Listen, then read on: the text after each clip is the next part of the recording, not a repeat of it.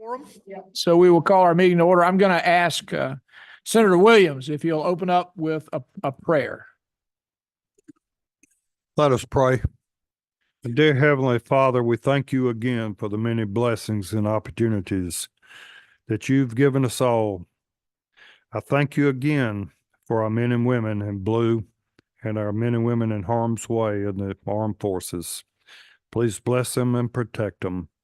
Give us strength, give us courage, give us knowledge to carry out the duties of this great state of Georgia, and give us level heads, and give us all the courage and the patience and the strength. In thy name we pray. Amen. Thank you, Senator. Welcome back. It seems like it's been a while since we've had an opportunity to visit in this committee. We have on the agenda this evening two pieces of legislation that we wish to consider. You have it on the agenda: Senate Bill 355 by Senator Robinson and Senate Bill 358 by Senator Burns. I'm going to ask Senator Robertson if he would provide presentation for SB 355. Point of order, Mr. Chairman.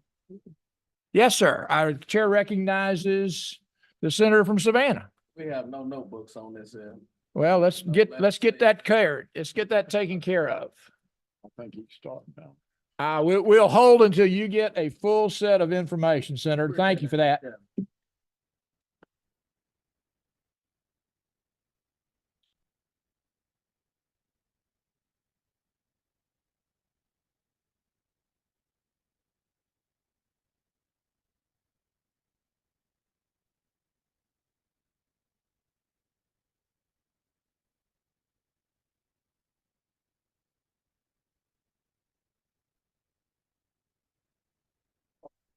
We'll get this administrivia organized and move. Well, you know, it probably had to come up I-16 and it got caught in that traffic down around Jonesboro.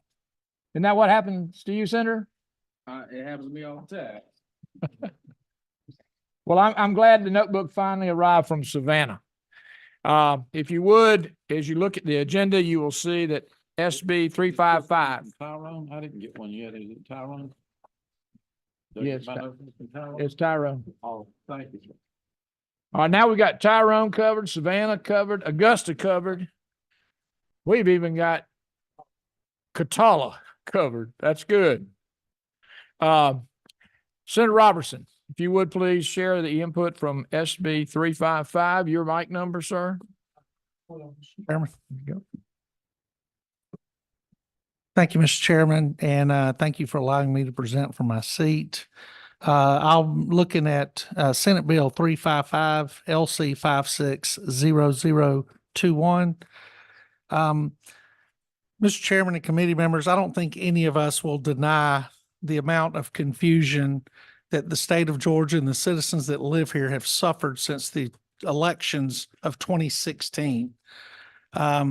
I think we remember right after that election, there were all talks of fraud, voter fraud, ballot stuffing, ballot box stuffing, and all kind of accusations made.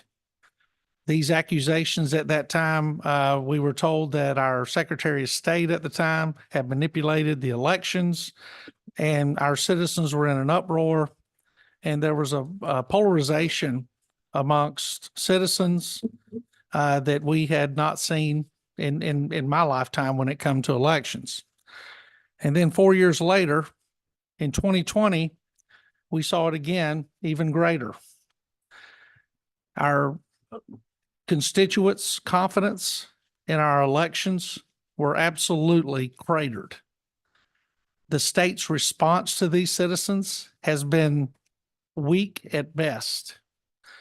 The 180 members of the House and the 56 members of the Senate have done the best job we could to go out and try to restore the confidence in the voters. And the men and women who send us here to carry out what they think is their business and to manage their money, their tax dollars responsibly and in the best way possible. But still, each and every day, we are all flooded, whether it be text messages, whether it is emails or letters of citizens still concerned about the integrity of our elections. SB 202 that we fought for and passed just a couple of years ago went a long way in correcting some of these problems. But we still have a ways to go. And I'm going to tell you, what we do not need to do is attempt to change horses in the middle of a race while we are solving the problems that have been around since 2016. And so last year, an initiative was taken to bring in something that is commonly called ranked choice voting into Georgia. This has been an extraordinarily successful campaign throughout the country. It is a well-funded campaign with lobbyists in all states attempting to do this. What they have succeeded in doing is putting ranked choice voting in a lot of municipalities. And I want to be clear, ranked choice voting is not new. Ranked choice voting was around in the early 1900s.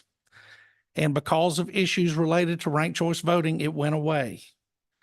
And then later in the, I believe, if I'm right, it's going to be in the late 70s, possibly early 80s, the discussion started again. And in the early 2000s, ranked choice voting was brought back. We saw some of the chaos associated with ranked choice voting and the New York mayor's race, where it was over 15 days before the citizens of New York knew who their mayor was going to be because of the process used to count ranked choice votes. And if you've never seen a ranked choice vote ballot, it looks much like, in some races, like the lottery card that you pick up at the Circle K with all the bubbles on it. You have many, many choices, and there is a certain way you have to go through to rank your choices, whether there are 3 candidates on the ballot or whether there are 20 candidates on the ballot. I have a sample of a ballot that was used in 2013 in Minneapolis in their mayor's race, where you have a possibility of 40,495 possible combinations of candidates. And understand, we have citizens in Georgia that are complaining because they're having problems with touchscreens. They're having problems with ballot scanners. They're having problems with QR codes. And many of them on both sides of the aisle are concerned about waiting in line in our precincts. If you want someone to wait in line all day, whether it be you and your healthy self or your 80-year-old grandmother, then hand her a ballot with all of these choices and all these decisions that needed to be made and all of these bubbles on it, and ask her to stand in there and rate her first, second, third, fourth, and fifth candidates, when in actuality, she may only want to vote for one person. And so if her one person does not get the majority of the vote on one of the first or second ballots, then her vote is gone away. It's thrown. It's the ballot is discarded, and we move on to the votes of the other individuals. But what this legislation does is it prevents ranked choice voting in Georgia, except for those who already have the opportunity to do it, and that are our men and women who serve in the military. And rightly so, they should have a right that is unique to them so they could vote, because with runoffs and other types of contests, they're not afforded the opportunity that the rest of us have of getting in our vehicle and driving to our local precinct and voting on that day. But to be clear, some of the biggest problems with ranked choice voting as it is today are exhausted votes. In other words, votes just don't count. They're exhausted. It means that your vote either overvoted or undervoted, which means you inadvertently voted twice on the same column. Or you undervoted, which means you skipped over one of those columns to vote because you were confused whether the columns were horizontal or lateral. Or you chose only a candidate who hadn't advanced any further rounds, therefore your ballot's exhausted. There was a ranked choice voting election, and I know it's going to shock everybody, but ranked choice voting is done in San Francisco. It went for 20 rounds and exhausted over 10,000 votes. And I can tell you, Senator Williams, who has the most experience as an election supervisor than anybody in the General Assembly that I'm aware of could tell you that if he had to tell the voters waiting to see the results of an election that there had to be 20 rounds of counting votes to determine who won, there would be chaos in his community. This was in San Francisco. Ranked choice voting, and if you are confused, don't feel left out. It's a very confusing process. This confusion has led to a voter turnout that is lower than what is normally looked at throughout the United States. And I believe that is one of the things we tried to address in SB 202, was to increase the number of individuals who had the right to vote. And I believe everybody from the governor to the Secretary of State, everybody in the House and the Senate have realized that the corrections that we made, the steps forward that we took in SB 202 increased voter turnout to record numbers. And I think if we bring something like ranked choice voting into the state of Georgia, we will reverse that trend. Ranked choice voting has a tendency to recruit and draft individuals who want to disrupt the process through process delays by coming up with concerted plans as to where they want to cast their one vote for the candidate that they really want, and then how they manipulate the other votes after that in order to eliminate the biggest threat candidate in the race. One of the biggest targets for ranked choice voting is third-party candidates. All of us have to go out and run for election. I happen to go out and run for election as a Republican. And I've had opponents who ran as Democrats. And if an independent wanted to come out and run, they have that right. If they follow Georgia law, they have the right to be on the ballot with me just as much as the Democrat does.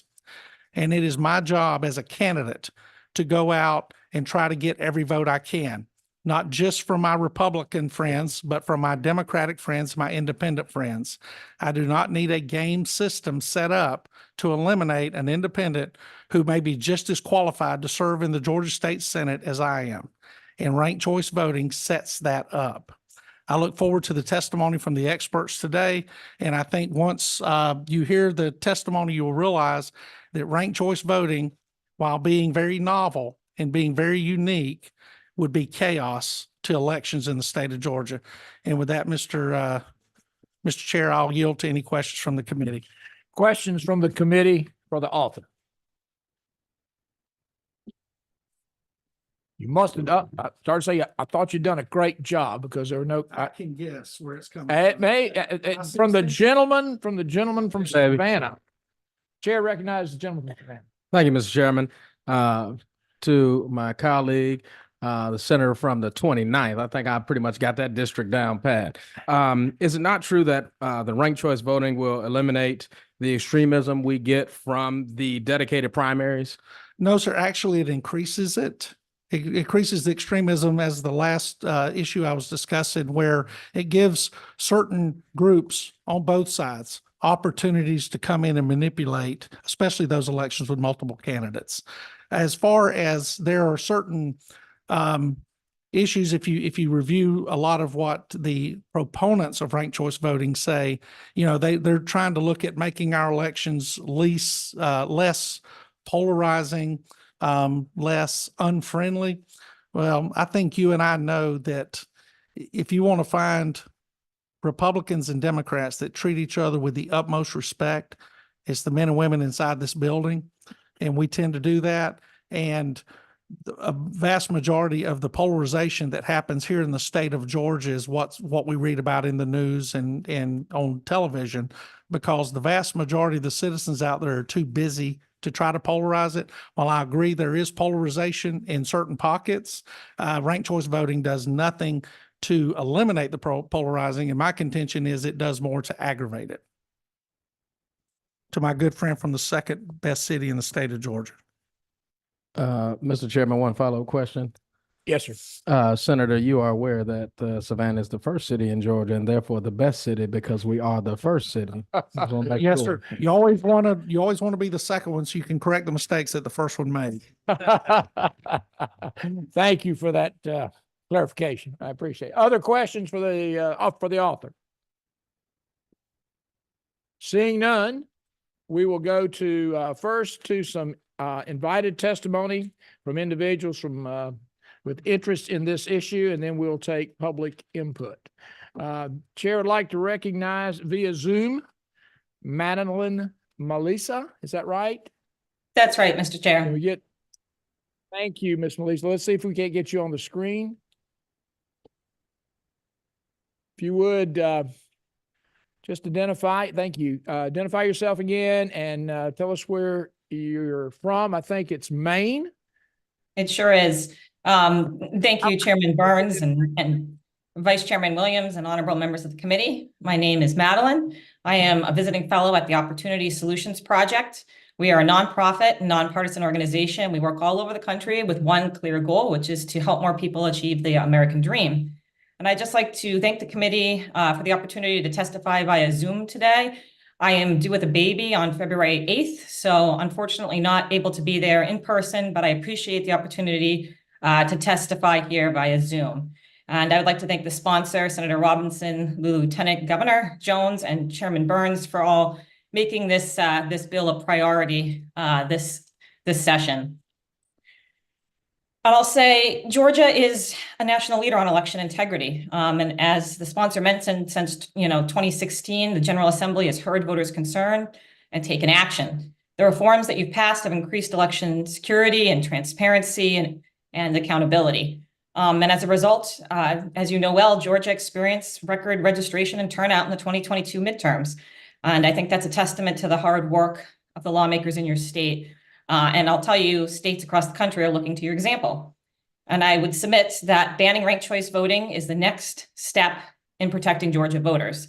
And as the sponsor mentioned, SB 355 will protect voters by prohibiting ranked choice voting for all federal, state, and local elections, with an exemption for UOCAVA voters to comply with the timelines that are set by federal law.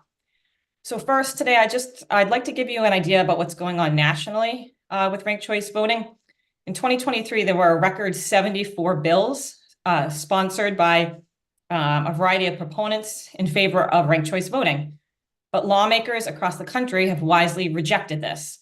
And since 2022, Florida, Tennessee, Idaho, Montana, and South Dakota have all banned it statewide and preempted local jurisdictions from adopting it. And I'll tell you, just in the last few months, Louisiana and Missouri, South Carolina, Ohio, Oklahoma, Utah, and Wisconsin have all introduced bills similar to the legislation here today. In fact, no legislature has actually ever enacted ranked choice voting statewide.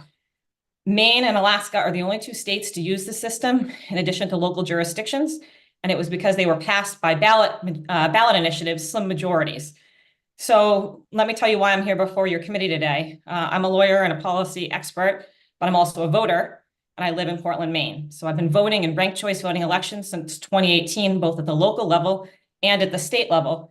And I can tell you from personal experience that ranked choice voting has been a disaster. It has been a disaster for voters in my state. It has been a disaster for candidates running for public office. And it has also been a disaster for election officials. And I'd like to tell you a few of those reasons. So first, as the sponsor mentioned, ranked choice voting requires legitimate ballots actually to be thrown out. And I think we can all agree that Americans win when their votes count. But in every election that uses ranked choice voting, ballots are thrown out. This is a design of the system. It's a feature, it's not a bug. So as the senator said, so how does this happen, right? So unlike a traditional runoff election, under a ranked choice voting system, voters have to vote for all of the candidates. He described it as a lottery ticket, and I would say it's like a CVS receipt. If you look at the ballot, it's long and it's cumbersome. And voters are required to vote for every single candidate down the ballot in order to have their votes count.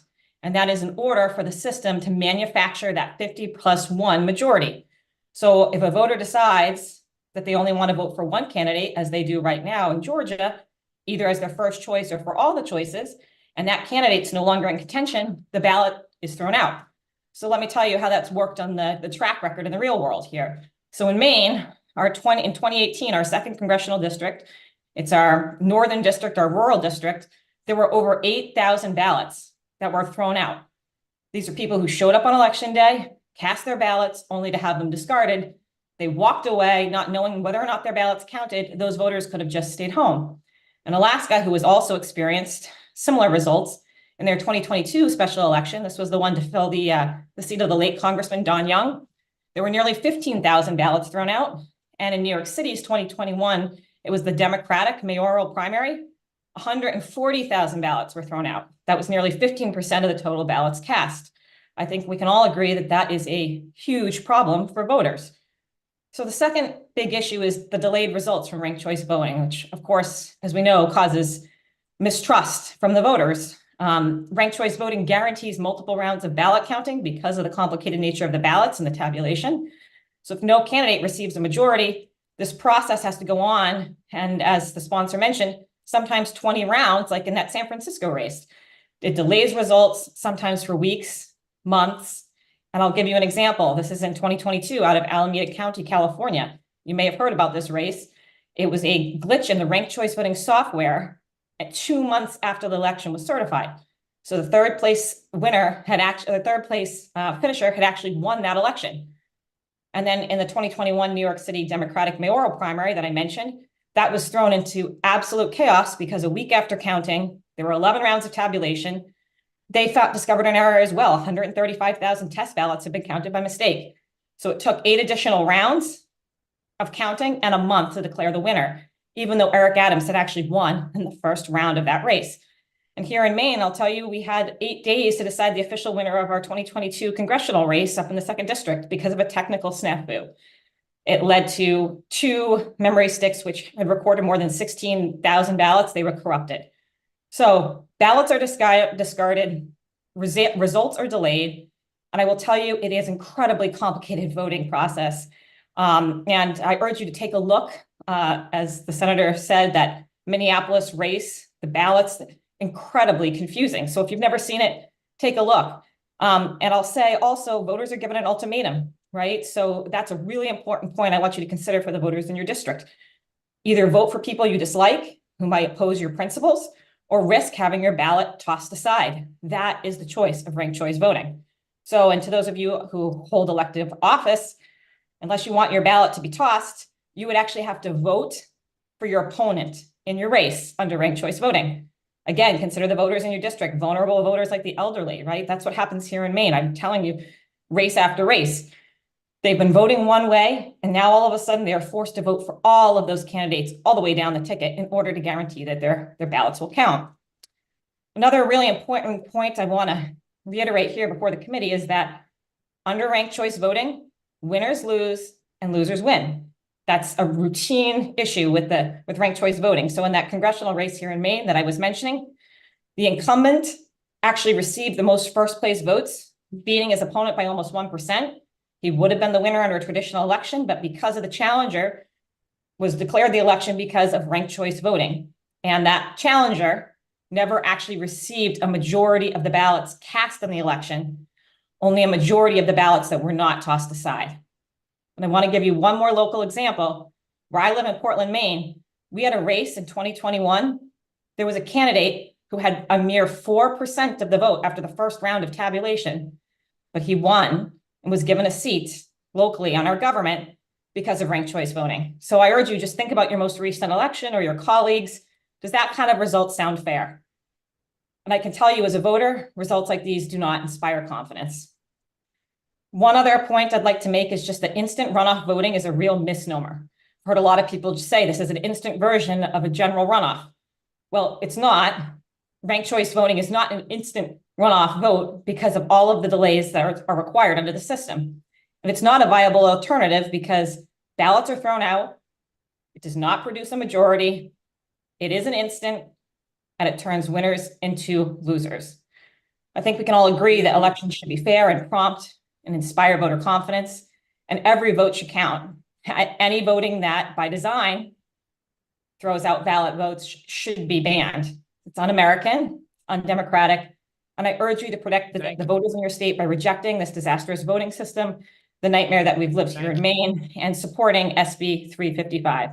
I appreciate your time, and I'm happy to answer any questions. Thank you. Thank you for your input. I look to the committee. Are there questions for the invited witness? Any questions? Seeing no questions. Thank you for your input. We appreciate it. I need a temperature alert. What's the temperature where you are in Portland, Maine today? Well, I'm going to tell you, we had 14 inches of snow last week, so it's chilly here. Okay, I want to make one comment. I've never shoveled humidity. So to the south, you can put your snow shovel away, okay? Duly noted. Thank you, Thank Mr. you. Chair. Thank you for your input. Thank you. It's all right, it's other stuff. All right, our second person is Jordan Kittleson. Jordan, are you here? If you will join us, please. If you could, limit your comments to around 5 minutes, and then we'll take questions as appropriate. State your name and your professional affiliation.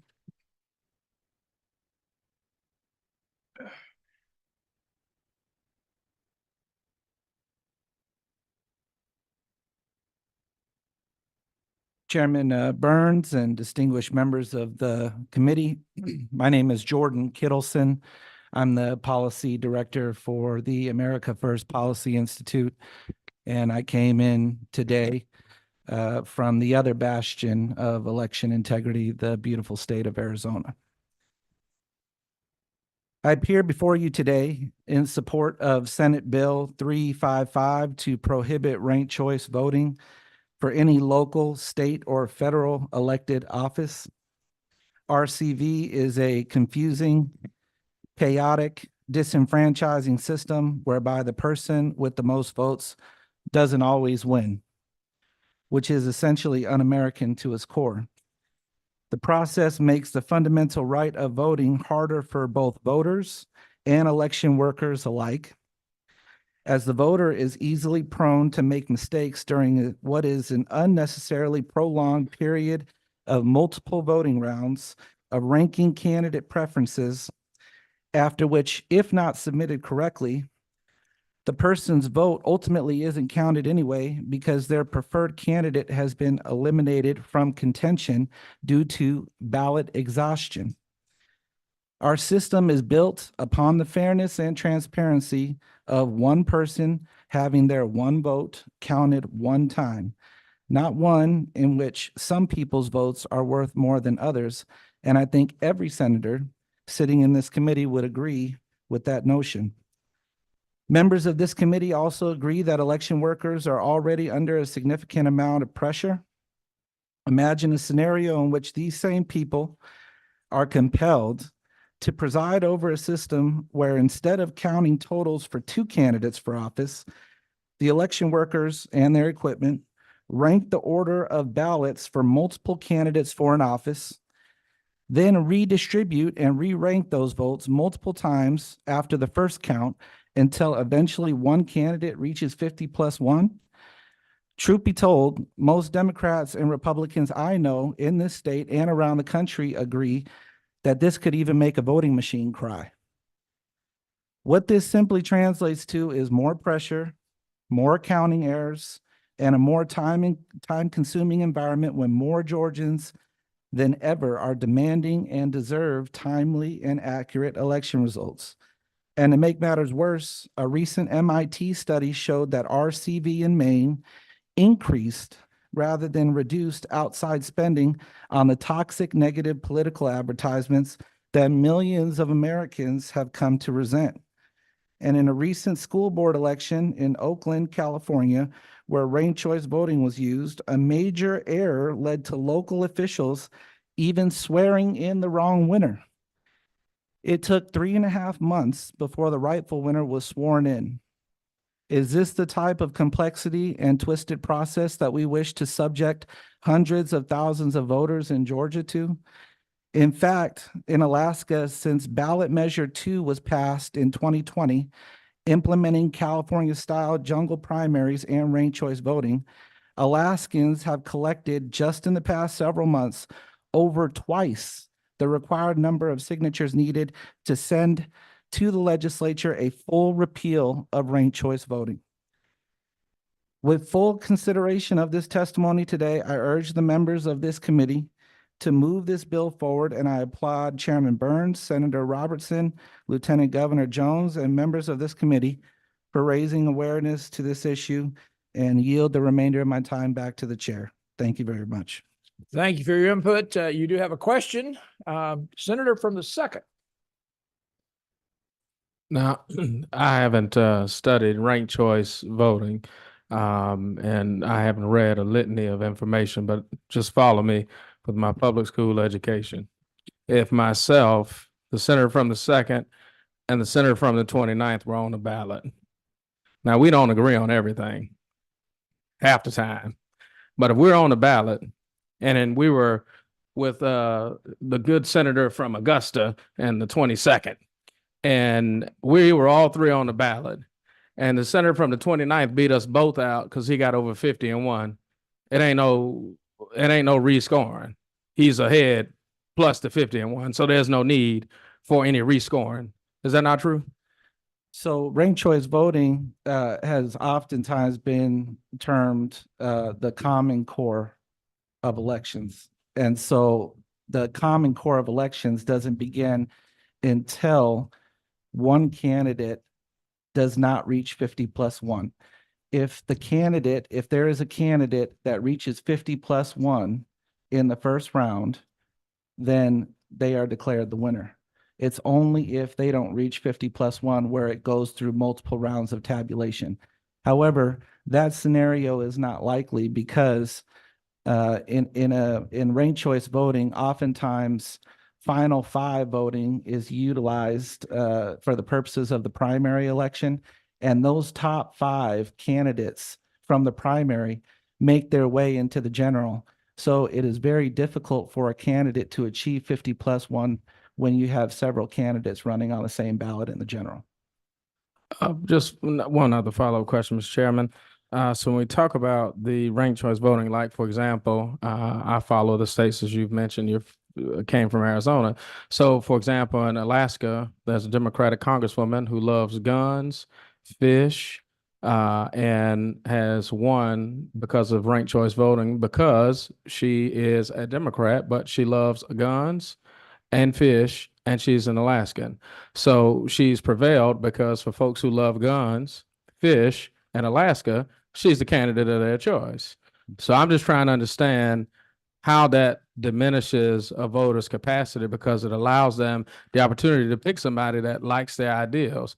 Because I might like guns, and I know the senator from 29th likes guns, but the senator from 22nd may not. So, we might get kicked out of the race, and the senator from 22nd is still in because he doesn't like guns. But that's just my understanding of it. Maybe you can shed light on that a little bit better for me. Well, I because of the capacity that I appear in, I can't go into the philosophical, ideological component of ranked choice voting. But I will tell you, in that Alaska election, in the initial round of voting, there were far more votes for the other two candidates initially than there were for the ultimate winner in that election. So the will of the voters were ultimately ignored because the election went through multiple rounds of tabulation. And in Alaska, as you well know, how could you rightfully have an at-large congressional election whereby somebody of that persuasion won or advanced through the election, but then you have a state in the presidential contest that went so far in the other direction? It seems like there is an attempt, an effort to disenfranchise voters and instead insert other winners who really ultimately were losers initially in the first round. And that is the most disenfranchising thing, because oftentimes when the ultimate when the person who has won the election has been declared the winner, by that time there have been thousands and thousands of ballots that have been tossed and people as a result that have been disenfranchised. And so any election, any system of voting whereby you have some ballots that have been counted and other ballots that have been subject to what's called ballot exhaustion or tossed or thrown out. That goes against the very foundational concepts of freedom, fairness, and transparency that our founding fathers originally meant for this country. And that's how I would respond to that question.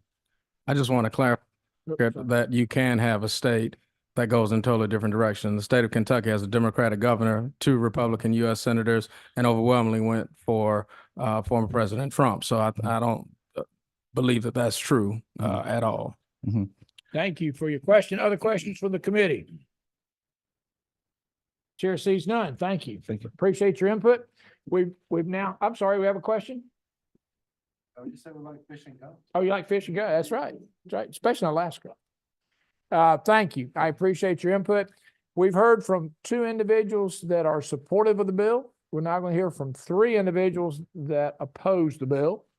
And I'd like to invite Scott Turner, former state representative Scott Turner, to come join us and share with us your input.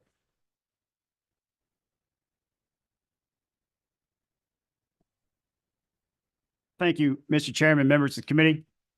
I had actually prepared a couple notes, but I want to answer a couple of questions that kind of came up just now.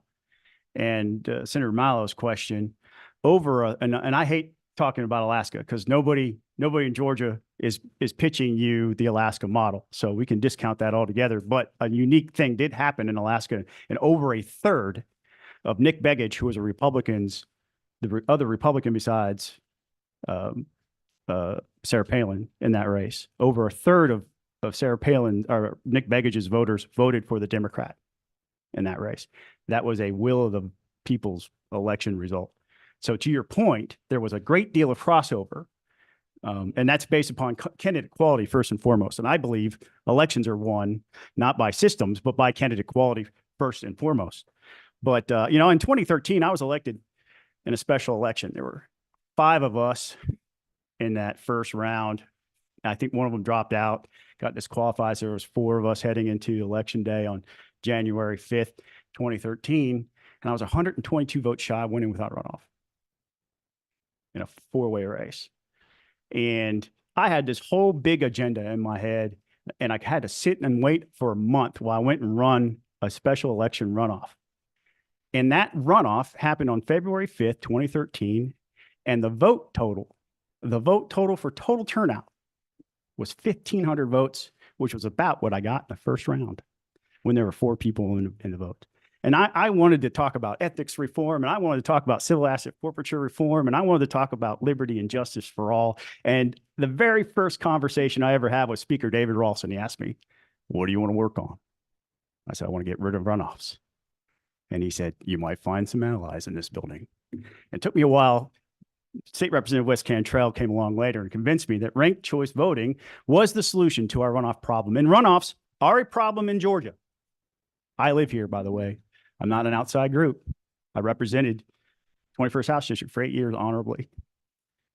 I'm here to advocate for my neighbors, not from some far off place, but Kennesaw State University recently published a study where they said $75 million out of local coffers have to be used for any statewide runoff.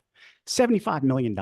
Think about that for a second. That's potholes that can't be filled. That's a playground that can't be built. That's a police officer's salary that goes unpaid. $75 million.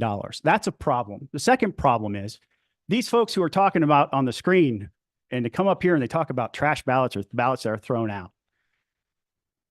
In some of our latest runoffs that we've had for the U.S. Senate, 500,000 people don't come back. Their first round vote, thrown out like it never counted.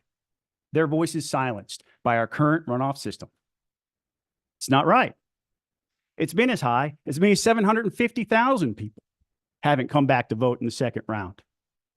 Now, there are some people who aren't going to vote for a second choice on a ballot, but I would posit to you, if you give them the opportunity, be far less than what we see in our current system today.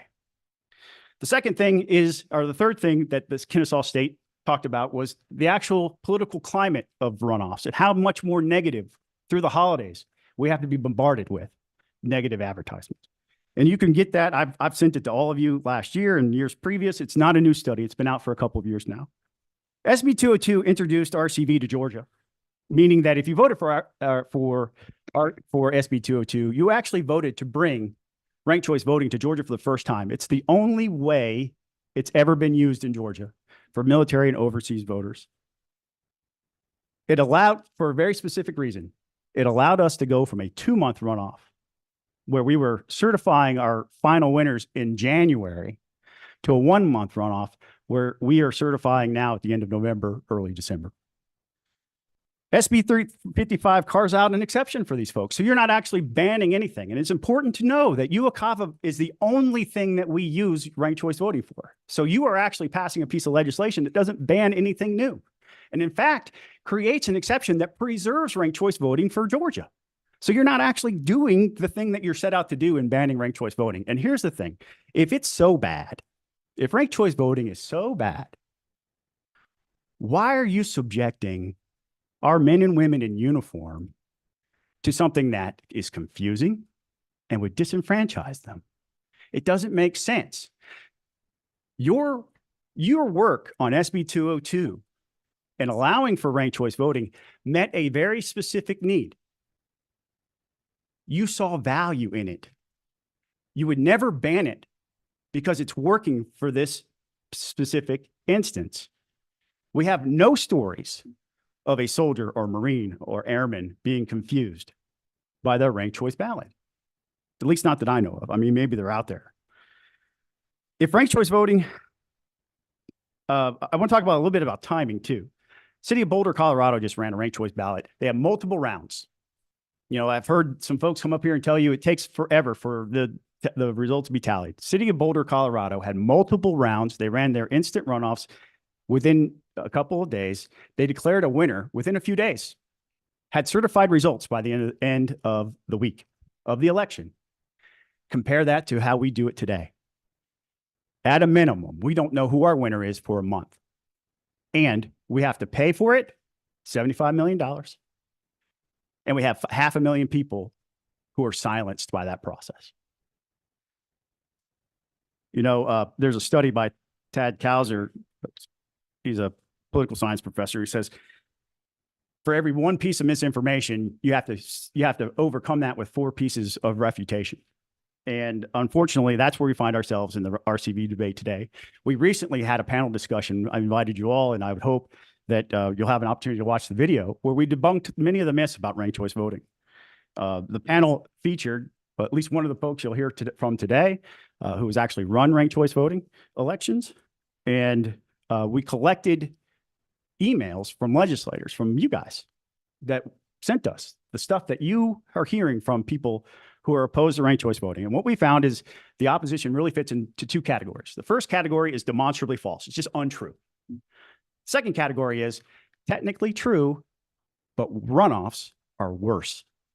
And I'll give you a couple examples. One opponent, in the post-election polls, wherever ranked choice voting is used, whether it's in Maine, Utah, Republican Party of Virginia, wherever it's used, 80 to 90% of the people say it was simple and easy and it wasn't confusing whatsoever. That's across the board. It doesn't matter where. It could be a blue state, red state, doesn't matter. It happened in New York, even with all the stuff that has allegedly been confusing about New York. It's just not confusing. The only thing confusing about ranked choice voting is the opposition. Ranked choice voting is as easy as 1, 2, 3. Think about your 3 favorite ice cream colors. Which one do you want first? There's your first choice. You go to Baskin-Robbins. I'm sure you can come up with 40,000 different combinations of Baskin-Robbins. You have no problem picking out who your first choice is.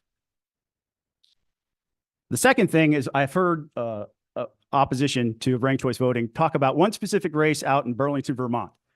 And they talk about how the first round, a candidate got 29% of the vote, and then that person became the winner. And they say any system where somebody can only get 29% in the first round and become the winner is not legitimate. And let me introduce you to 2 individuals. The first is Lieutenant Governor Jeff Duncan. Got 26.7% of the vote in his first round. He became Lieutenant Governor of the state. Second person I want to introduce to is Brian Kemp. Brian Kemp got 25.5% in his first round. Last time I checked, it's less than 29%. Became governor of the state and has led us through some tumultuous times with an ease I envy. What a great leader Brian Kemp is. That's not a knock on ranked choice voting or instant runoffs. That's a knock on any type of runoff. Those types of results happen today. It's not a knock on ranked choice voting. I have a lot of other stuff written down. I'm really passionate about this issue because I want to see elections in Georgia maximize. As a conservative, I want to see elections run as efficiently as possible.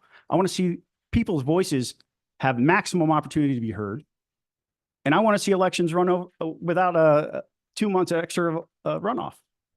And I think the people of Georgia want that too. And they at least would like an opportunity to have to use this in very key specific ways so they can continue to do a proof of concept on it, just like what you authorized in SB 202. Thank you. Thank you for your input. Senator from Columbus, 29. Thank you, Mr. Chairman. Scott, it's good to see you today. Thank you, Mr. Whip. You brought up the Uniformed and Overseas Citizen Absentee Voting Act and said that we voted on that and we passed that in SB 202. Is that the way I understood that? Yeah, that's correct. Is that federal law? No, the UOCAVA is federal law, but you Yeah. allow for ranked choice voting in SB 202. Yeah. And we allow it for military individuals overseas? You allow for ranked choice voting to be used for UOCAVA voters in SB 202. Okay, so you answered my question without answering my question, and I appreciate that. If I don't understand your question, I appreciate that. Let me ask you a question. If I go into Baskin Robbins, should I be mandated to get 3 flavors of ice cream, or can I just get chocolate? well, here's the thing. What if chocolate's not available? My question is, if chocolate is available and I walk into Baskin Robbins, should I And be you want- mandated to get 3 different flavors, or No. can I just get chocolate? No, and that's not how ranked choice voting works. If you wanted chocolate, you could just walk in and get chocolate. I'm using your example. That's all it is, and I appreciate your time. Thank Okay, you. thank you, sir. Other questions? Have spirited discussion. Other questions? Representative Turner, you've exhausted us. I'm sorry. I have that effect on folks. Highly It's not unlikely. ballots, sir. Highly unlikely. Thank you for your input. Our next testimony comes from Josh Daniels.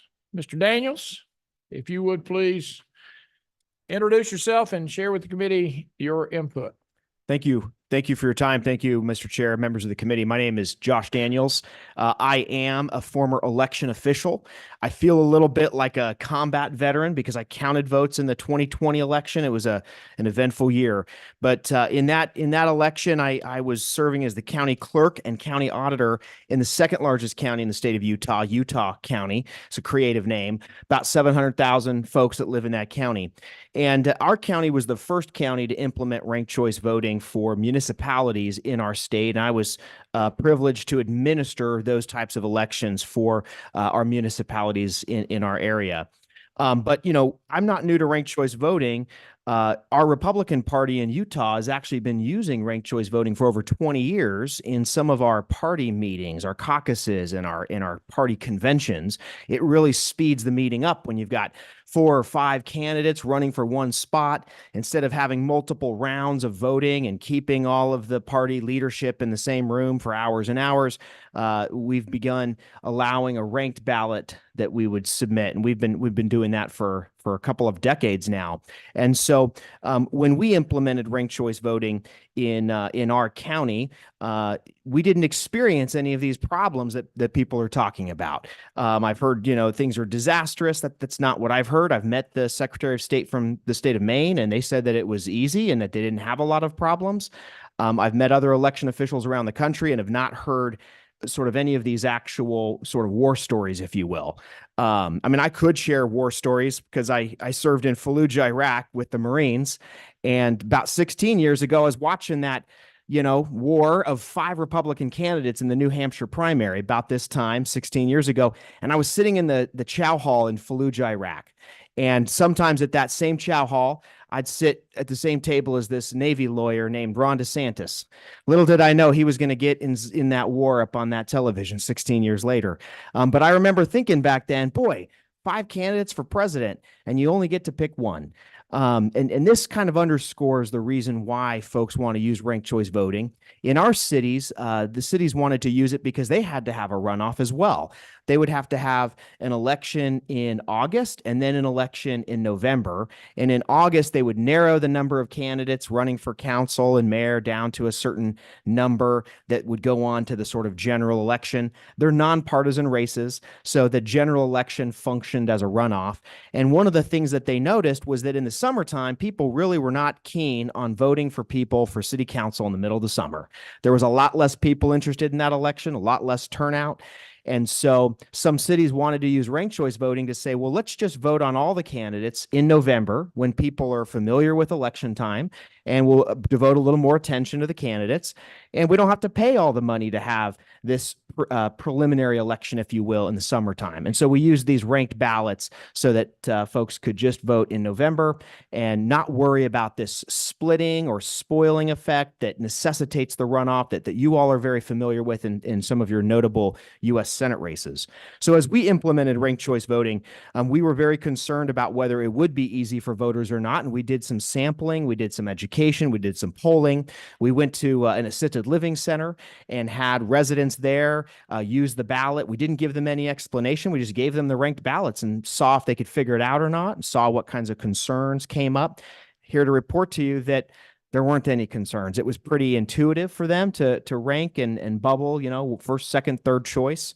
When it came to counting the votes, it was not any more difficult than any of the other ballots. We use the same systems. We scan the same paper ballots. We go through the same reporting cycle. There's just one more step at the end where within your system, you just run the sort of winner selection process to do that instant runoff that ranked choice voting requires.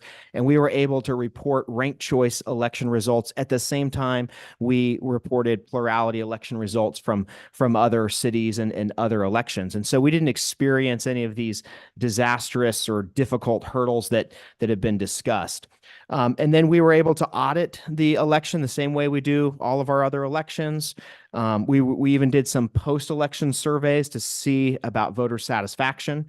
Voters reported overwhelmingly that they found the ballot easy, that they did not find it confusing, that they liked the ranked choice, and that they wanted to continue doing ranked choice. And we've now done ranked choice elections for our municipalities for 3 different election cycles. And the post-election survey results are always the same. A commanding majority of respondents who have participated in ranked choice elections find it easy to use, don't find it confusing, want to continue to use it, they like it. And so we've had a good experience with that.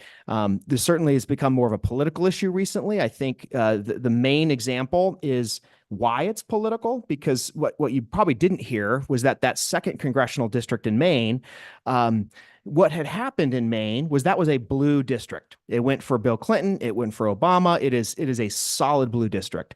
But in Maine, they have 3 very viable parties: the Republican Party, the Democratic Party, and the Progressive Party.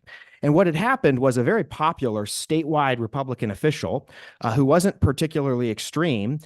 He was able to win as a Republican in that blue district because the Democrats and the progressives, that voting coalition, if you will, kind of split themselves. And so a Republican won a blue district, which if you're Team Republican, that's pretty cool. When your opposition splits themselves, so to speak. But then what happened was Maine instituted ranked choice voting. And so then that Republican lost after being in office for a couple of cycles. And so if you're a Republican and you're in that district in Maine, well, then yeah, you don't like this. But at the same time, this cuts both ways, right? At the end of the day, I think the thing that matters most is getting a majority of your community to sort of make their choice known at the time that it makes sense to make that choice. In the case of Utah cities, it makes more sense to vote in November than to vote in June. And I think for your state, you can understand that getting your voters in November to be the commanding decision on who wins a U.S. Senate race and not telling the citizens they need to show back up a month later to sort things out, that's going to be more effective. You're going to have broader participation and more buy-in from your electorate based as to who won those elections. And I think that's the power of ranked choice elections is it eliminates the need to have runoffs or multiple cycles of elections. It eliminates vote splitting and spoiled elections, and voters then leave more satisfied, and you actually have outcomes that are more broadly representative, because often you're having those ranked elections at the time when most people are going to be participating. So for those reasons, I think you should consider it. And if you have questions about implementation, I'd be happy to answer them. Thank you for your input. The chair recognizes the senator from the 50th. Mic number 16. Thank you. First, thank you for your service. And thank you for coming to testify today. I had a question about the military ranked choice ballots. Is it not true that the ballots that we send are, we technically send two ballots, one which is a regular ballot that they vote on, and then a separate ballot that is a ranked ballot, just in case there is a runoff? So your specific way that you do it in Georgia, I can't speak to that, but I've heard that, but it wouldn't need to be two ballots. But I mean, it really depends on how your local clerks are actually counting and organizing. Some states will do just one ranked ballot for those overseas citizens, but you could do what you just described as well. Okay. Thank you. Thank you. The chair recognizes the senator from the 2nd. Thank you, Mr. Chairman. Just a question so I like to keep this, so my constituents back down I-16 are watching this. When you talk about the ranked choice voting, if you wanted to vote for one person, you could vote for one person and let that be it, right? If Absolutely. that's what your wish was. That's right. I'm gonna vote for this one person. If he don't make it happen, then God be with him, right? That's how ranked choice voting would kind of work. Absolutely. So you don't have to vote for everybody. You can That's just pick right. your person and go, Exactly. and you're done. That's right. But if there's no runoff, so there's no situation where you would be able to come back and vote for the next person, right? Exactly. Yep. Okay. Yep. And final question for you is, if you are going to have runoffs, then would you believe that the state should then invest in making sure voters know that there is a runoff so that they can come back out? Absolutely. Yeah. And I think that's one of those things that's very difficult. You have a runoff and voters may not know, hey, you got to show back up in November or December, or January, right? And I think when you get to that question about you can just vote for one, you can just pick chocolate. The problem with the election is that if you just pick chocolate, you have to wait until you put your order in to find out they're out of stock. And oh, by the way, you don't get anything. You know, imagine going to a restaurant and they give you a menu, and on the menu is a ribeye, a fillet, and halibut. And then you say, well, are all these fish in stock? Well, so we don't know until you put your order in. Okay, well, I order the fillet. Okay, what do you order? The ribeye, you order the halibut. Great. Then the server comes back, says, hey, sorry, we're out of the ribeye. Well, can I have the fillet? Nope. There's only one chance to make your order. You made your order. Now we're out of stock. That's what happens in the election, right? You come to the Senate election, you say, I vote for the Libertarian. It's like, well, the race is not between the Libertarian. It's between the Republican and the Democrat. So you need to make a choice. Oh, you don't get an opportunity to make that choice. You got to come back in a month and make that choice, right? So you don't get to find out really what that race is about until it's too late. You've already thrown your vote away in a sense. You've been given a really poor choice. And I think ranked choice is a better choice. It gives you the option to give all of your choices. Thank you. Chair recognizes the senator from the 29th. Thanks, sir. I appreciate you making the trip from Utah, right? Yes, sir. So when you were the clerk at Auburn, right? Correct. Would that be similar to the election superintendent maybe here in Georgia? Correct. Okay. Now, were you there when the pilot project started? Yes. Okay. And how long did it go as a pilot project before it became the actual method of done? So under current state law, it's still a pilot. Cities can choose to use that method if they want. And every year a city's having an election, they can choose that year to use it or to not use it. And so the first year that was offered was 19. We have an odd year for municipalities. And then cities have done it again in 21 and then more recently in 23. Cities that have not used it, then used it, or used it, and then not used it? Yeah, cities have switched back and forth. A lot of the reason that they might use it or not use it is depending on how many candidates are going to be running for office. If a lot of candidates run, it necessitates that June, what they call a primary election. Who makes the decision if you use it or not use it? The city councils make a decision to opt in or to use it or to not. Are city council members in your, are they elected? Yep, city council are elected, nonpartisan, so it's not a party affiliation, but they're all Right. elected. Okay, thank you. Thank you. Any other questions for the witness? Thank you for coming. Thank you for sharing. We're grateful. We have one more invited presenter or witness, Wes Cantrell, Representative Wes Cantrell. We're grateful for his presence. Thank you, Mr. Chairman. It's a bucket list item of mine to come back after 8 years serving down here and speak against my friend's bills. We're This is a- excited to have you. This is a Representative. challenging issue. There's good people on both sides of this, okay? So, one of my best friends opposes me on this issue. I get it. So I'm just here to very briefly make my case for this. But I understand how things work around here and there are political forces at play. So I'm gonna try to persuade you based upon experience and facts, all right? So 2014, I got elected. I got to experience firsthand a 9-week runoff in the middle of the summer, begging people to come back and vote. Please come back and vote. I got a clear majority in the primary, but I had to come back because I didn't get 50% plus one. I knew if I made the runoff, I would win because the other two candidates, I knew I was the second choice of both of them. So I won, but I almost had 70% of the vote, but there was a 21% drop off in the summer to vote. This really alerted me personally to the problems we have with runoffs. In fact, that year it would have been a much larger runoff, but much larger drop off. But we had a senatorial race and we had a congressional race in my district that drove some of that turnoff. It would have been a lot worse. Runoffs result in voter fatigue, much less turnout. On average, it's over 30% less people turn out for the runoff. Millions of taxpayers' dollars are wasted on something that could be easily avoided. The only people who like runoffs are political campaign consultants because they make a lot of money off of all of us during those times. That's the only people that like them. Voters hate them. They hate runoffs. And I'm here for the voter, okay? So I immediately began to study. I called it instant runoff voting back then, or RCV. It's the same thing. Right after I got elected, I began to try to persuade my colleagues that this was a good idea. Nobody had heard of it. But let's be clear. Ranked choice voting does not eliminate runoffs. It simply makes the runoff, if necessary, occur on the same night as the regular election. You still got a runoff. It just happens on the same night. You don't have to wait what used to be 9 weeks, now it's 4 weeks. So I began to run these ideas by leadership. I finally got their permission to run with some bills so I would get a fair hearing on these bills. This all happened prior to the election of 2020. Let's be clear. Prior to the election of 2020, I wrote 3 bills. One was the bill that's been talked about. It became part of SB 202, HB 59, which allowed for ranked choice voting for overseas citizens and military personnel.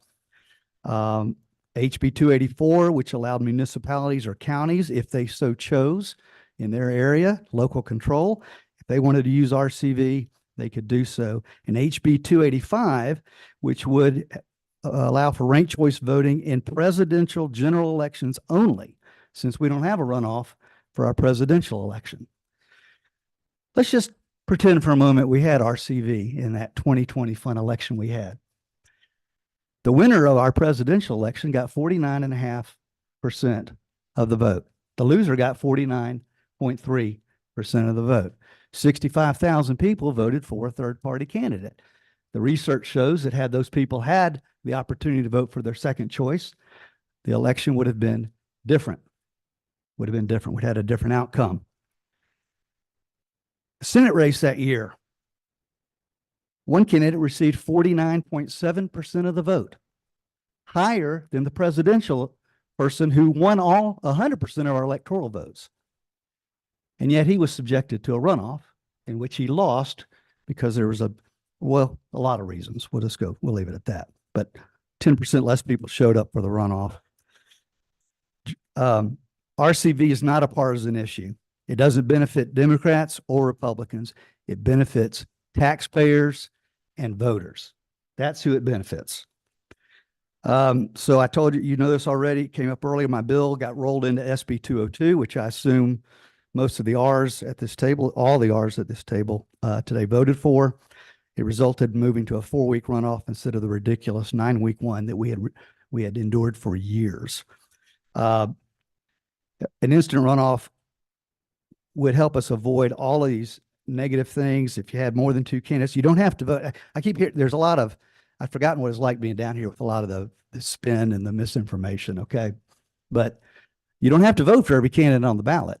Plus, you guys would control what RCV would look like if you wanted to. It doesn't have to look like what Maine did or these examples that are given.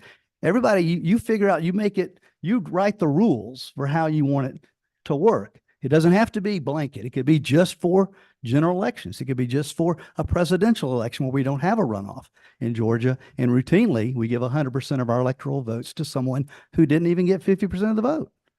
So we got a problem in Georgia with these runoffs. We can fix it.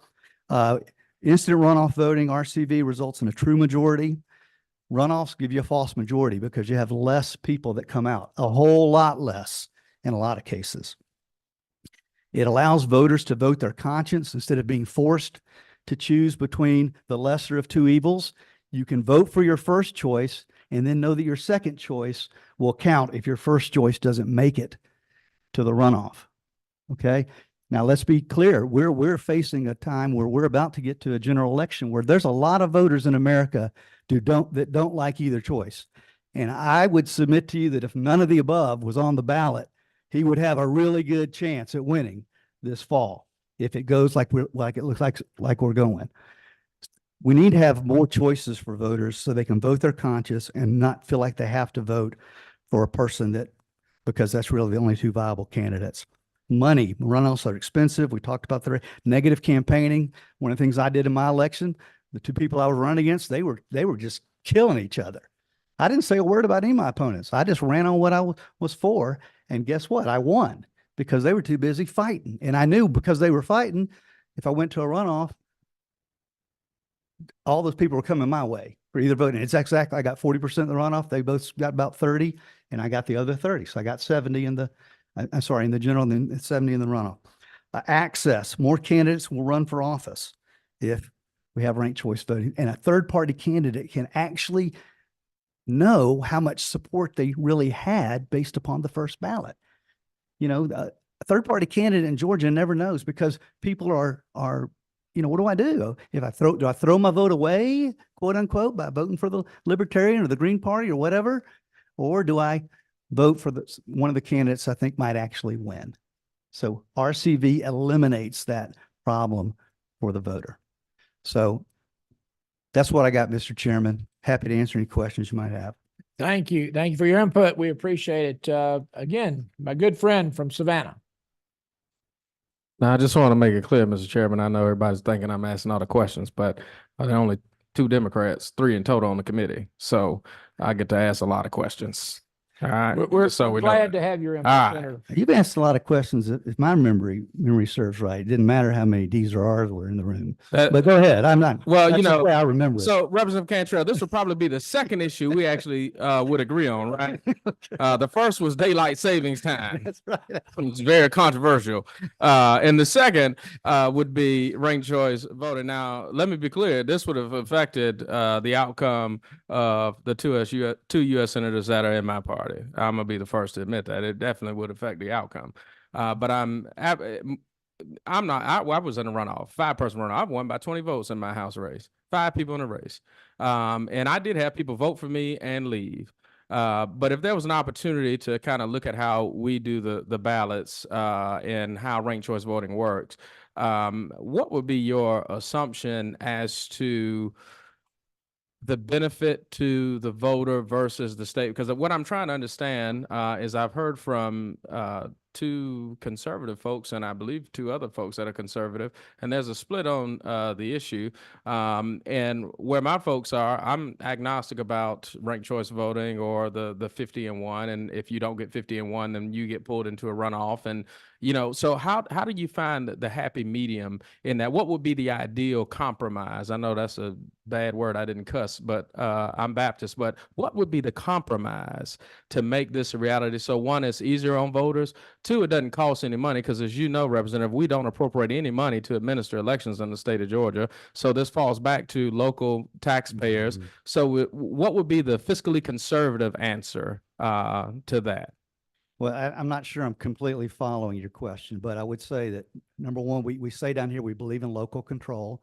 So I think a great starting point would be to allow municipalities and counties, if they want to implement it, and then see how it goes before you prohibit it across the board, except for military and overseas citizens.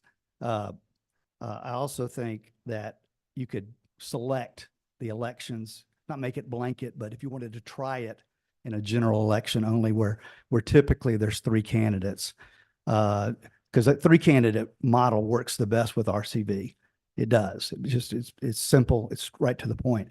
But the people that are arguing hardest for it are those that are in these municipal elections where there's 20 people are running for city council, and it's so much expense. It's so hard to get voters to come out and vote. People are getting elected with 25, 30 votes in a town that's got thousands of people. It's just not, the process is flawed. And it's because we just wear our voters out. They're just tired of it. 2020 was a great example. And we had to vote twice in the spring, twice in the fall, and then in January. People are just sick of it. If we want voter engagement, get rid of the runoffs, man. I mean, people are engaged, but when you're running campaign commercials during Thanksgiving and Christmas holidays, people are just sick of it. They're tired of it. They're not coming back, and it poisons the whole system. Thank you for your input. I appreciate it. To the senator's point, there are 4 Democrats on this committee. Regrettably, only 2 are present this evening, but Point made. you're always welcome. That's because one's an ex officio. That is true, but quite a number of the Republicans on this committee are also ex officio. Well, can you get me some more ex officio Democrats, Mr. Chairman? I'm sure we'll take that under consideration, Senator. Thank you. Okay. That concludes the input from those who've had been previously scheduled. We have only 3 input individuals who requested to share their insights. We welcome you. If you could, by the way, if I understand it correctly, all 3 are in favor of the legislation. So the chair will recognize Victoria Cruz. Ms. Cruz? Right, that's correct.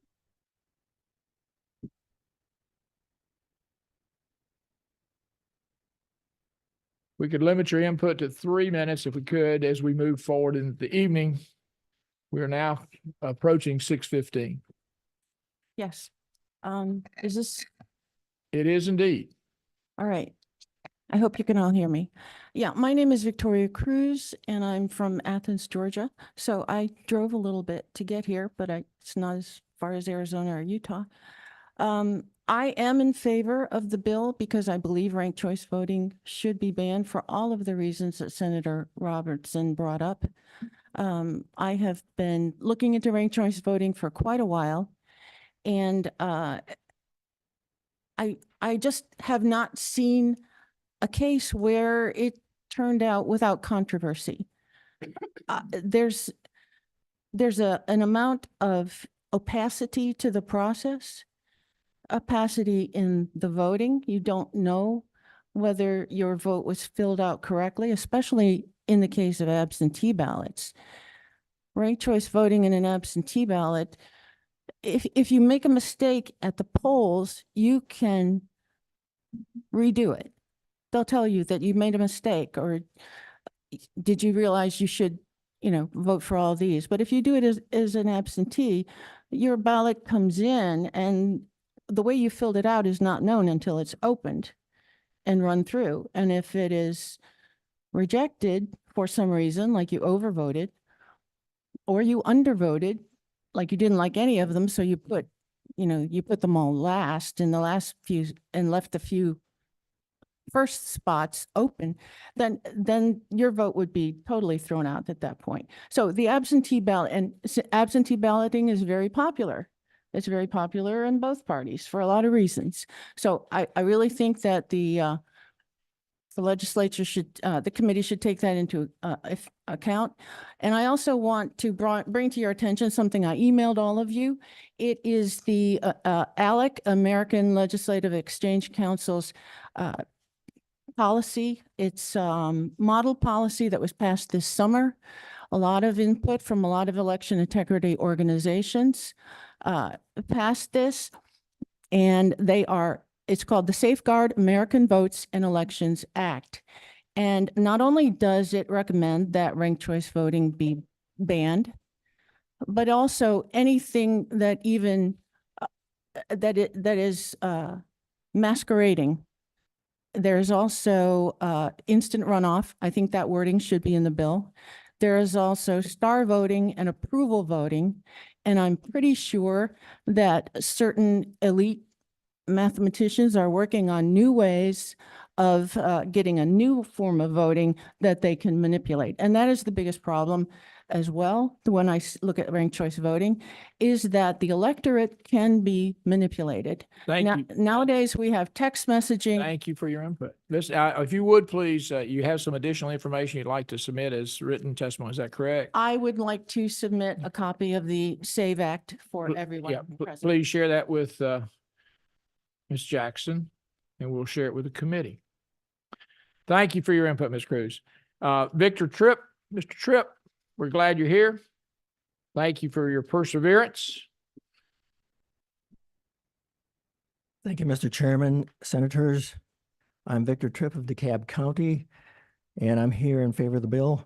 A lot of time and energy has been spent debating the merits of some version of RCV, and I think it's time to suspend the debate. My reason to ban RCV is that it would be a huge disruption of a system that is already riddled with serious problems.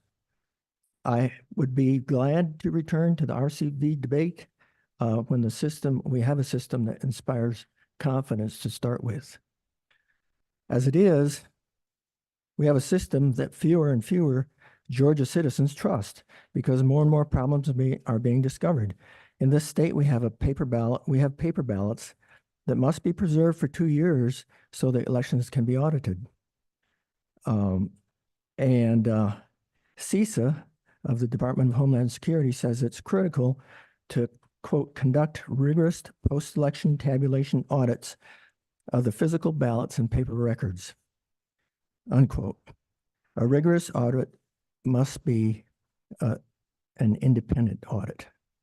However, an independent audit is impossible when no ballot access is allowed. Internal audits have been shown to not match the original, and in some cases, there is no evidence that an audit was even done. The SOS office says the audit matched perfectly, and Judge Totenberg says that office is, quote, not credible, unquote. Then the SOS and the AG go to court to prevent. Would please focus your comments on SB 355.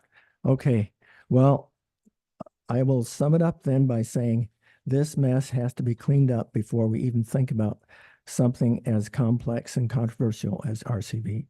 Thank you for your input. Any questions? Thank you, Mr. Tripp. Ms. Lee, Gail Lee. We welcome your input.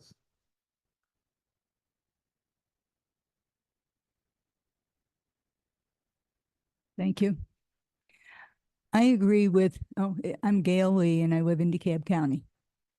I agree with SB 355 as it's written, and I thank those of you who have sponsored it. Ranked choice voting is too complicated and it disenfranchises voters because ballots that do not include the 2 ultimate finalists are cast aside to manufacture a false majority for the winner. It reminds me of the game of musical chairs, which is no way to select those who will make decisions over our lives. A ranked choice election will, in the end, boil down to only 2 opposing candidates. But many voters will not have cast ballots deciding between those 2 choices.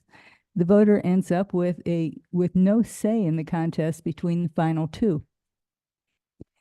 Of course, had that election been a traditional runoff between those same two leading candidates, that voter would have had an opportunity to hear debates, listen to the issues discussed, and make an informed choice between them. There are at least two alternatives to ranked choice voting, and one is the runoff system that we currently have. The added time window gives potential voters the opportunity to re-examine and re-educate themselves about the character and views on issues of the two candidates who received the largest pluralities in the general election. Voters have a greater opportunity to make an informed choice than with ranked choice voting. Runoff elections guarantee that the winner of the runoff election has a genuine mandate from a majority of the voters, which is a crucial factor in a democratic system. Another possibility for an alternative is in a contest among three or more candidates, the one who garners the most votes and exceeds 40% or another specified percent of the votes wins. If none reach the level of support specified, our current runoff system is triggered. I personally think we should seriously consider such an alternative. In my last few seconds, I'd like to say I have prepared a list of things that I think need to be fixed about SB 202, and I'd like to pass it out to you if it's okay. SB 202 is not the topic of discussion this evening. Right. SB 202 is law. There will be following legislation that may deal with those issues, but we defer your input until that time. Okay, thank you. Thank you. Well, we've completed the input. I'm grateful for those who came and shared. I'm going to recognize the senator from the 29th to close his presentation. Thank you, Mr. Chairman. I just want to remind each committee member, there is a packet in your notebook.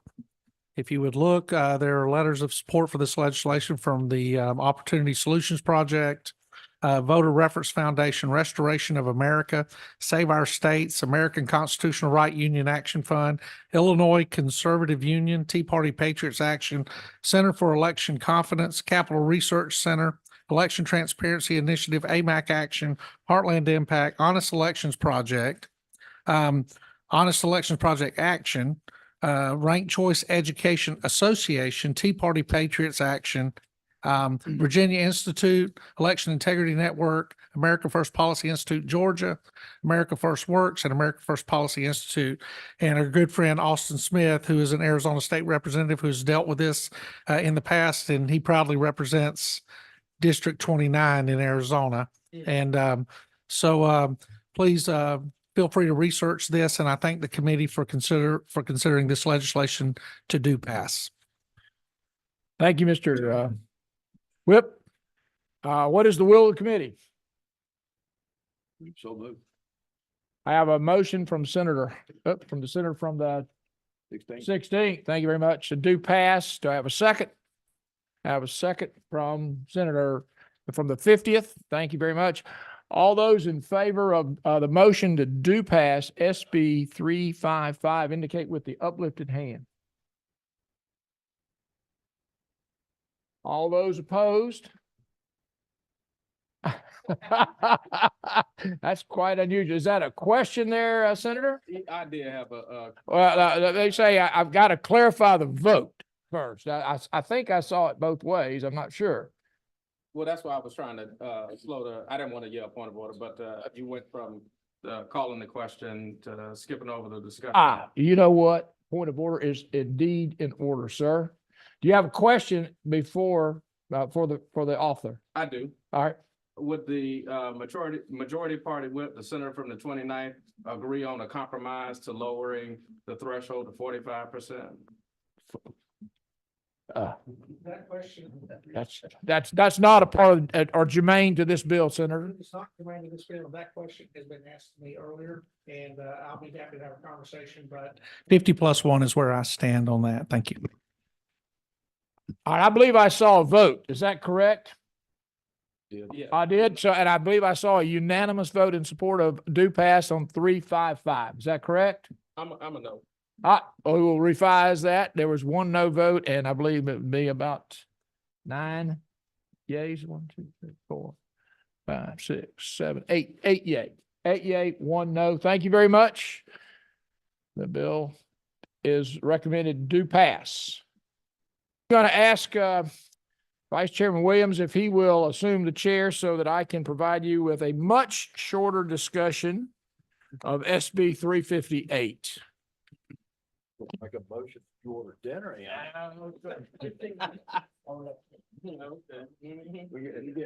gonna vote dinner. I think the majority part on provide dinner. That's right. Yeah. Okay, we'll move right on. We'll recognize Chairman Burns to present your bill. Thank you, Mr. Chairman. I have a straightforward bill. SB 358. We're working from committee substitute LC 472735. Excuse me, 472735S. Is that correct? That's correct. Thank you. This bill does two very important things. It clarifies the responsibility of the state election board in its oversight role. If you maintain an awareness of what's going on in the state election board, in the December meeting of the state election board, there was some discussion about whether or not the board had responsibility and oversight of the Secretary of State and the office of the Secretary of State and their elections division. They split on that 2-2. Subsequent to that December 19th meeting, we received communication through a member of the state election board and then the chair of the state election board. So the chair of the state election board, in a letter to the Honorable John Burns, Speaker of the House, and the Honorable Burt Jones, Lieutenant Governor of Georgia, requested that legislation clarify the responsibility of the state election board and its role in oversight. And that's the reason that I bring you SB 358. You'll notice it does two things. First of all, it removes the Secretary of State from being an ex officio member of the state election board. Again, if you're a casual observer, you will note that currently the Secretary of State does not actively participate in those proceedings, and I'm not aware of his attending their meetings on a routine basis or even on a casual basis. So there's really no reason for the Secretary of State to maintain an ex officio position. So that's section 1. And the other thing in section 1 that is important is on line 25, that it allows the state election board to conduct necessary investigations, so that with the approval of the board, they can employ and fix the compensation of personnel, including investigators, to determine, to assist the executive director in his and her duties. So in the past, the state election board has had to rely on the Secretary of State for investigations. They will continue to do so, but they now have authority to do their own investigations as well. And then finally, this legislation ensures that the Secretary of State is administratively, the state election board has administrative oversight for the Secretary of State and local elected officials, and it ensures that the Secretary of State provide cooperation with the state election board. Now, subsequent to this legislation being submitted and with the knowledge that we were having a hearing here today, I received a letter from the Office of the Secretary of State challenging whether or not this legislation was constitutional. I'm not an attorney. I'm simply making this as making the committee aware of this concern. I invited the Secretary of State to come and share their concerns with the committee. I don't know if they are here today, but I did ask our legislative counsel, who assisted in the drafting of the bill, to prepare a response to that challenge. And if the chair would allow it, I'd like to ask Mr. Morelli to kind of share with you his perspective of whether or not the legislature can authorize the state election board to have oversight responsibilities for the Secretary of State.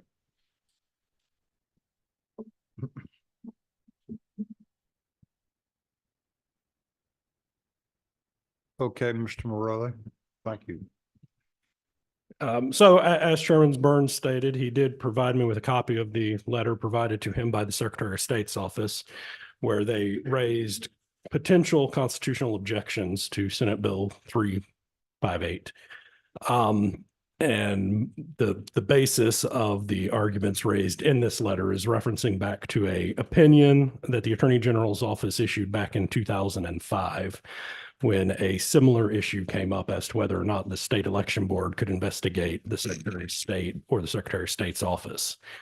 At that time, the Attorney General opined that there was nothing in Georgia law that seemed to indicate that the that the state election board had the authority to investigate the Secretary of State's office, and that the law as written at the time envisioned much more of a cooperative role between the Secretary of State's office and the state election board.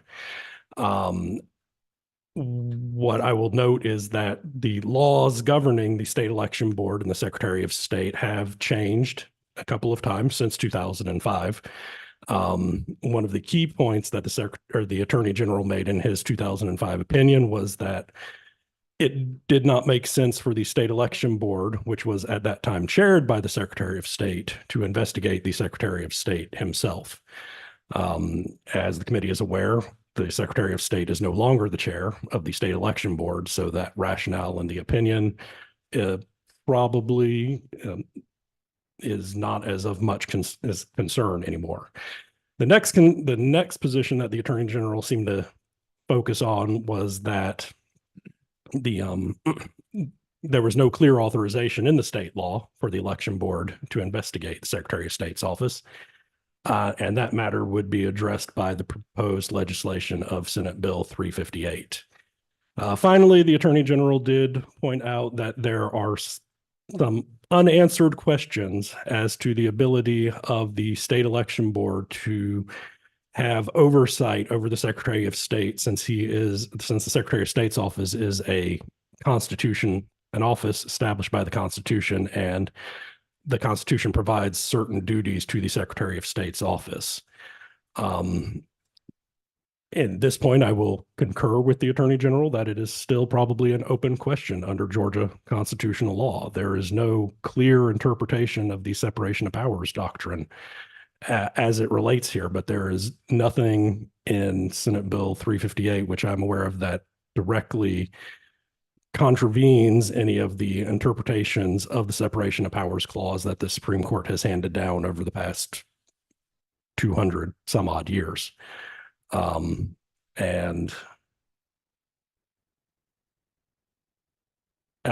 constitutional duties that the Secretary of State have would not be affected by the provisions of Senate Bill 358. The limited duties that the Constitution does provide to the Secretary of State would still remain within the purview of the Secretary of State's office. Most of the references to the Secretary of State in the Constitution are actually duties placed upon other officials to provide documentation to the Secretary of State.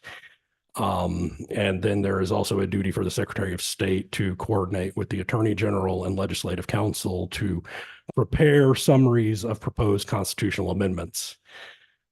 If the Secretary failed to undertake that duty, since it arises out of the Constitution, nothing in this legislation would authorize the State Election Board to investigate that failure, because the provisions of the State Election Board, the State Election Board is limited to enforcing the provisions of the Georgia Election Code, the statutory law, Chapter 2 of Title 21.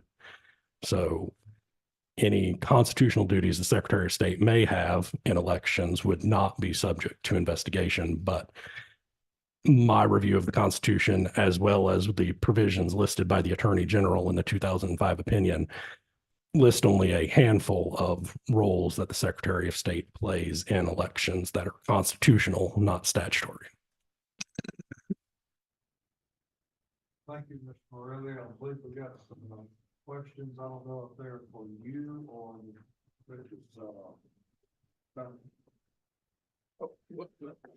I'm up. Hey. Thank you, Mr. Chairman, and to Chairman Burns. My question is in relation to the constitutionality of this. We tried in creating statute in my time in the House when we had a labor commissioner that was absent, Commissioner Butler, and we created a chief labor officer and passed out of the House and the Senate that was ultimately vetoed by Governor Brian Kemp because it violated the state's constitution, because that person was duly elected as a constitutional officer. And I remember that chief labor officer only had to do two things: go review the audit and to provide legislative responses to the inquiries. And it was vetoed by the governor's an unconstitutional bill that was an overreach to a constitutional officer elected by the state. And this seems to be headed down the same path. So my question, Chairman, is, has the governor's office or the governor's floor leader weighed in as to this bill? Thank you for the question. I'll defer to the governor's floor leader. No, I will say the governor certainly has his prerogative. If he feels that this bill is unconstitutional, he can so note. But I believe that it's clear that legislation has granted the Secretary of State with most of the authority he currently has. And this bill simply takes the oversight ability and vests it within the state election board. Again, this is not an unconstitutional act. It's an act of the legislature to ensure the state election board has oversight authority. This bill does three things. It removes the Secretary of State from the board, not even as an effect ex officio. It allows the state election board to have oversight for the Secretary of State's responsibilities as it relates to elections. And it provides the state election board with investigative powers. Senator Harper. Senator Harper. Yes, sir. Sorry. Senator Burns, Senator thank from the you. 16th. Sorry. You did, yes. Thank you for the bill. I think it makes a lot of sense with the issues that we've had over elections to have an election board with power to do some things. I have a question for you in the area of investigations. Yes. In that you and I have had conversations in many areas about the power and the funding is what I would look at. The number one is the funding capabilities or the funding money for this to give them the power to investigate. And what power do those investigators have from a standpoint of, can they subpoena? Can they request documents? Does that need to be broadened when you say investigator? What powers do they have and where would they derive those powers from? Right now, they would conduct the investigations as designated by the state election board. I don't presume to have that detail available. I would suggest that the state election board will make by rule those responsibilities. I think the most important thing is the state election board currently has no way to independently investigate any allegations of the Secretary of State or any of his staff or any local election officials. And if you look at lines 31 and 32, it specifically says that the state election board has the authority to investigate the Secretary of State and local election officials. Now, they would still work, I would say, for the majority of their investigations through the Secretary of State, but they would have the power to investigate independently. Yeah, funding for this. Funding of this will have to certainly come through appropriations. Okay. And we're in discussions with, depending upon the results of this legislation, what resources the state election board would need. I believe we have a vote on a new state election board chairman pending in the Senate, as well as a new member of the state election board. So we're looking at an opportunity to empower the state election board so that they can have oversight responsibility, and that there's no confusion about where that oversight responsibility is vested. Thank you. Appreciate it. Senator Gooch. Yes, sir. My question's for the Legislative Council. This may surprise some of our members on this committee, but I read the Georgia Constitution and I looked at it again today. I can't find anywhere in the Georgia Constitution that gives the power to operate and run the elections to the Secretary of State. I'm looking at Article 2 under voting and elections, Section 1, Paragraph 1, and it appears that the elections are to be done by secret ballot, and the procedures that will be conducted will be in accordance with procedures provided by law. And then it talks about Paragraph 1, Section 2 under general provisions, again, that the General Assembly will provide by law for a method of the appeals and so forth. But nowhere in the document that I've read does it indicate that the Secretary of State is responsible for conducting the elections. Can you comment on that? You are correct that the Constitution does say that the elections will be conducted in accordance with the procedures by law. I will also point out, though, Article 2, Section 2, Paragraph 1 of the Constitution does provide, and the last sentence, I'll read it, that the General Assembly shall provide by law for procedures whereby returns of all elections by the people shall be made to the Secretary of State. So at the very least, the Constitution does provide a role of for the Secretary of State as receiving the returns of all elections conducted in the state. But those procedures would be determined by state law, which would be by passing of general legislation. Is that correct? Yes, sir. Thank you.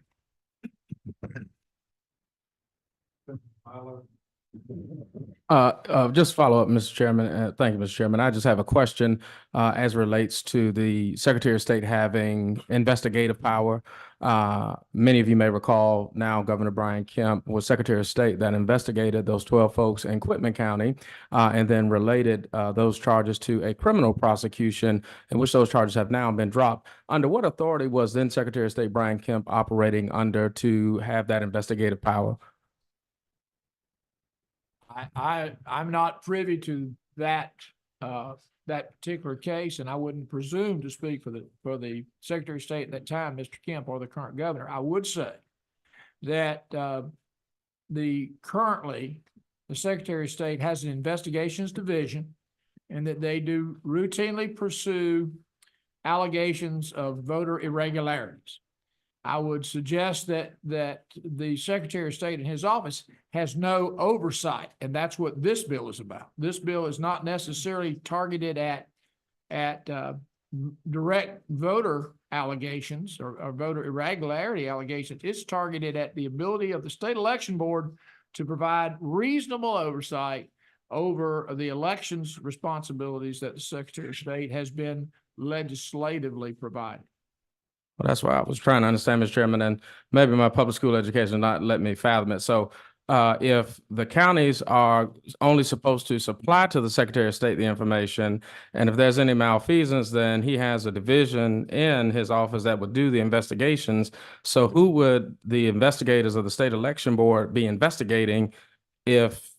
They could investigate either allegations that perhaps the Elections Division of the Secretary of State has not pursued, or they could pursue investigations associated with irregularities of the Secretary of State's office, so that there's reasonable oversight. We're not out there on a witch hunt looking for problems. We're out there to provide reasonable oversight of a very critical process that impacts every citizen in Georgia. And my final question, would that not be a function of the Georgia Bureau of Investigation? They could and have been called in to assist in the investigations of voting irregularities. But I will also say that the Secretary of State's Elections Investigation Division is generally the primary lead on that responsibility. They could call in the GBI if necessary and as appropriate, realizing in every case where there is probable cause, the allegations are referred to the Attorney General, or they're referred to the District Attorney within that jurisdiction. Thank you, Mr. Chair. What I have witnessed in the past, from my experience, would be the Secretary of State's investigative division would investigate the allegations of irregularities in elections, and then they would turn that over to the State Election Board. and they would actually meet and they would take action. But is it not true, Mr. Chairman, that the state election board acts on the recommendations of the investigators of the Secretary of State? That is correct. And when the Secretary of State's investigation needs to be supplemented, currently the state election board does not have that capacity? That is right. Do you have a question? No, sir, you asked a question, Mr. Chair. Okay, thank you. Yes, sir. Isn't it true, Chairman Burns, that none of these powers that we're talking about are in the Constitution? They're all in general law that the Georgia General Assembly has passed over the course of time in our state history. So we can change them, amend them in any way we want through the legislative process. That is my understanding, Senator. Thank you. Any other questions from the board? Will of the committee? Senator Robertson? Mr. Chairman, I make a motion do pass. Have a second, from Senator Harbin. Yeah, committee sub.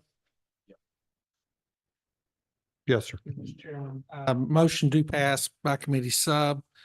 The LC I'm reading off of is LC 472735 Sierra. And second, Sims Gooch. Okay. Any discussion? We have a motion, a second, any discussion? Yes, Mr. Chairman, to the concept of this bill, it seems that we're creating another investigative body, wasting precious taxpayer money that could be allocated to other agencies. Any other member? All in favor, say aye. Any opposed? Opposed. So carry.